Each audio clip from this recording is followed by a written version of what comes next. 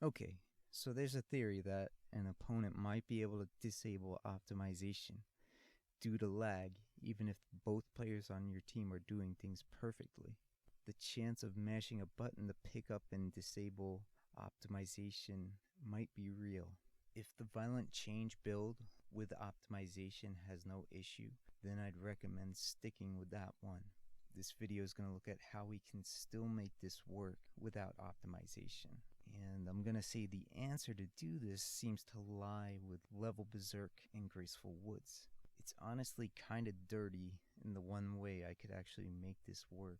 The chances of getting a good draw are reduced a bit compared to the optimization based arsenal, and the optimization version can have a little more defense. But anyway, this build does have a chance to succeed in the first two spawns. I think you'd have to be pretty lucky for your opponents not to come at you by the third spawn in these setups. Still, it's a gamble that if you can pull it off right in the beginning, it is basically hopeless for your opponents if you don't screw things up. So the one way I've found that can make this ultimately work is to get you and your teammate up to 99 level each. Then you're both going to use Graceful Woods, and then you're going to recall everything in your deck. And then there should be enough aura to violent change your opponents to death. There's just enough level, time, and deletable capsules to pull this off. In order to make this work, we need to have both players using 2 skull cases. So the downside to this is one of the arsenals can't use Mephisto's Pact anymore. So getting skills earlier gets reduced. Now the reason why we need both cases to go 2 skull in the setup is mainly to enable both players to be able to level berserk each other to 99 while your opponents remain frozen the entire time.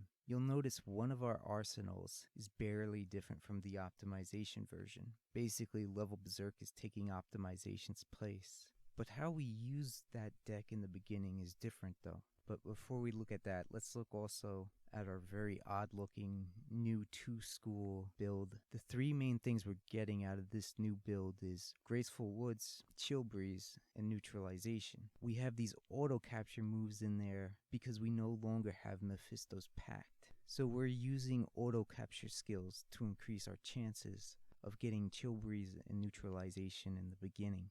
In the beginning, we want to get Neutralized and Chill Breeze. We do want to avoid picking up Graceful Woods, and you have to also pay attention here to whether 3 Graceful Woods have spawned, as this will affect your situation later a lot. So try not to pick up unnecessary skills once you hit level 3. So this build doesn't look like it makes sense still. The arsenal can't annoying gift anymore, and that's where the other 2 skull case comes in. Its new starting role is to get 2 annoying gifts equipped on buttons that won't overwrite the Chill Breeze and Neutralization now equipped on your teammate. If you assign gift to one slot that matches Chill Breeze or Neutralization, your teammate will still be able to hold on to that move. As for the other slot, you don't want anything assigned on the other button that would match the Chill Breeze or Neutralization. So from here, you're going to annoying gift your teammate. And the reason why is we want him to get annoying gift equipped on him now. So after you annoying gift your teammate an annoying gift, he's going to annoying gift you back. And now both players have Chill Breeze and Neutralization and can do the loop at will. So from here, we're going to dig through our deck to find Level Berserk. What we have to keep in mind when we're digging is that after we manage to hit level 99, we want our spawn point to have the following 3 moves available to gift back and forth. We want 1 Mephisto's Pact, we want 1 recall, and 1 violent change. So pay attention to the Mephisto's Pacts in your deck. You can use 1 or 2 to get another key skill, but your teammate needs to be gifted a Mephisto Pact in order for this setup to work. So try not to exhaust all available Mephisto Pacts, otherwise it won't work. So basically here we're gonna level Berserk to 99 levels. Keep in mind the person's spawn you're at will probably now have to pick up 1 capsule at base while you're level Berserking back and forth. Because if you don't pick up a capsule or lose life within 2 minutes, then the clock gets reduced to 59 seconds, and that'll ruin the combo. And this is the reason why the cases are both 2 skull, because the regen, the aura, it regens just enough aura to be able to do Chill Breeze and level Berserk your teammate and him to do the same thing to you.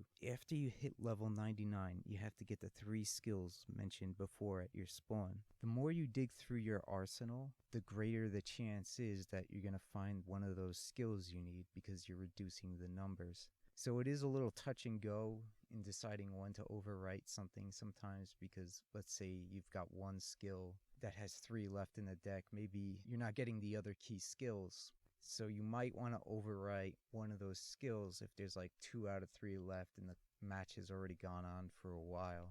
But it is definitely possible to pick up and set up those 3 key skills at your base within time to win the match still. It can just be challenging doing the digging properly. One thing that helps is if you have one skill and it's not in the middle of the other 2 skills at your base, it is easier to pick up 2 at a time when they're lined up on each other. If you have one skill in the middle that you don't want to pick up, then you're really only able to pick up 1 capsule on the other slots of your spawn. So once we get all 3 of those skills at our base, the first thing you're going to do is gift Mephisto Pack to your teammate. And after you gift him, you're going to use it up and pick up an aura or do something to make sure you have nothing left in that hand where the Mephisto's Pact is.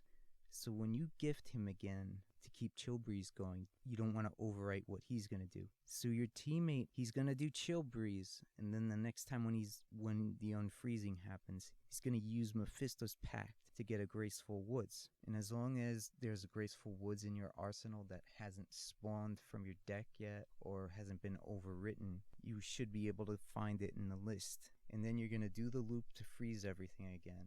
And then you're going to swap the freeze. And when you do this, your teammate now has Graceful Woods as well. So both players are going to end up using Graceful Woods to get to 99 level. And then the next phase is to have your teammate pick up Recall. And he's going to Annoying Gift Recall. And it's very much like the previous deck with the optimization build from here. You're going to recall till you have more skills than your opponent. And now we have kind of an optional thing here when you receive Graceful Woods. So when your teammate gifts you Graceful Woods, if you overwrite that Graceful Woods with another capsule at your base, what it ends up doing is it actually adds that skill into your arsenal and it makes it recallable. Let's say we do this like 3 or 4 times, like we pick up a few capsules and overwrite them at this point. It's kind of an insurance plan here to get things going right. If we choose to overwrite a few skills with Graceful Woods, your arsenal can hold up to 33 capsules total. Once we overwrite Graceful Woods to make them recallable, optionally, both players are going to Graceful Woods to 99,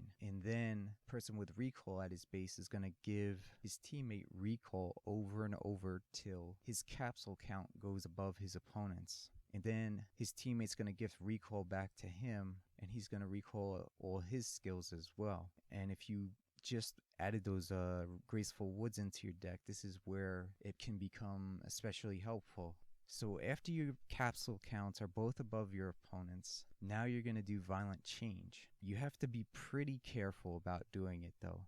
So if you Violent Change, what you're going to end up finding is you're going to have to use Chill Breeze again and not Violent Change. We don't want to waste aura on capsules that haven't spawned, because it's key to maintaining enough aura so that you do have enough aura to knock your opponents out with Violent Changes. My advice here would be to have the player who has recall in his deck originally, have him do the Violent Changes first. It's going to take up his aura, and in between each Violent Change, don't just immediately Chill Breeze. Waiting like 2 or 3 seconds, it's going to help ensure you have enough aura to Violent Change your opponents to death. And this is where Graceful Woods is also a great backup plan. By having the player with recall do the Violent Changing initially, you might have enough aura to shift it back onto your teammate, and that can be enough to knock out your opponents. But those Graceful Woods, when we're Violent Changing your deck, you could take a look, and let's say you're down to like 30 or 40 aura right now, and you've been doing some Violent Changing. When that Graceful Woods gets recalled into your arsenal, if you pick that one up and Graceful Woods again, that is going to really put you over the top. Like, you're very safe to pop out your opponents at that point to have like a fresh 99 amount of level there. So that's the basic insurance plan, and the reason why we want to try and seed those Graceful Woods into the recall deck. If you don't reach that point where you have the Graceful Woods in there, or you don't pick it up, there's a good chance that your teammate and you, if you're exchanging who does the violent changing, you should eventually pop out your opponents anyway. Now, we've basically been talking about the major ways to win with this combo, and that is most important. These deck builds are totally focused on trying to win the match. But if you really want to get cheeky with your opponents with these Chill Breeze neutralization setups, you could put some level erasing skills in your deck. And if you pull off stuff like level berserks on each other, that's going to put you over the top. The reason why I don't recommend using level erase is because you really have to do Chill Breeze neutralization and digging through your deck. You have to do it properly every time. Now, level erase is nice in some ways. If we zero out your opponents, then even if you screw up Chill Breeze and neutralization, there's very little most decks can do if your opponents are at 0 level. It's also incredibly demoralizing to them, and no orb or amulet will protect them from it. But I think it's better to just get to the win condition as quickly as possible. And that's another issue why we're not trying to focus on a race. We have to get Chill Breeze and neutralization done a bunch of times in the match. You know, the timing's tight. You got to get to the win condition before 9 minutes pass. And so that's why I haven't stressed using level erase, because you're going to have to not screw up a lot with the Chill Breeze neutralization combo. So we have to assume that you're good enough at doing that. And having the ability to erase level is not really going to help you versus having more of the skills you actually need to win. Let's look at some of the extra salt you can put in your opponent's wounds. If you do it well enough and you set everything up right, you can piss them off even more, I guess, or maybe make them quit before you even finish. So you see, one way we've done it is with the level berserks getting gifted back and forth. That's a 2-school setup. You could also do this if you have optimization out between 2 decks very easily. You could just gift level berserks back and forth. It's kind of a mix on what the 2 best level erase options are here. Quantum Decay is kind of a no-brainer, but it also kind of requires maximized level berserking. And one little trick I'd say is when your teammate is doing Quantum Decay, the annoying gifter needs to start up his annoying gift in the middle of his teammate doing Quantum Decay. If you do the timing right, the Quantum Decay still goes off and your teammate still gets gifted. And the reason why you need to do this is because we need that player to catch Chill Breeze as quickly as possible, and there's not enough time to go Quantum Decay, go through the animation, get annoying gifted, and then recover from that stun animation and then do Chill Breeze. There's not enough time for it. So Quantum Decay is the simplest to think about. The alternate erase option I see is to particle convert your opponent's capsules and then do meltdowns over and over. Meltdown with 3 capsules on the field, it's going to erase 6 aura at a time. You're probably only going to have to loop doing that 2 or 3 times. So those are some things to think about, and you're also going to want to do that same thing with Annoying Gift to hit the level.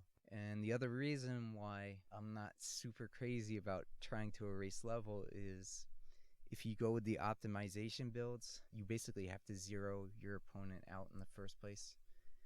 Even if you drop them down to 1, they're still able to like flame sword you and stuff. So that's another reason why I think it's a little frivolous. And then, you know, the Graceful Woods setup with level berserk does make more sense, kind of, as an insurance plan, but you're already having to set up extra moves by having to gift your teammate Graceful Woods on top of the violent change and recall that you normally would do in the optimization version. But still, it's funny as hell if you can pull all that off on top of it. And it is kind of more interesting in a Graceful Woods build because you can kind of get out ahead of your opponent's level early on, and things like Quantum Decay or Meltdown are that much more brutal because then your opponent actually needs to have aura to use their moves. And if you knock him down to like 1 or 2, you can really limit the kinds of attacks he would have to disrupt you. But again, there's just a lot of perfection that needs to be done to actually win. And that's why I could only call putting a level erase option in there as the icing on the cake. To me, I'd be satisfied with just popping them out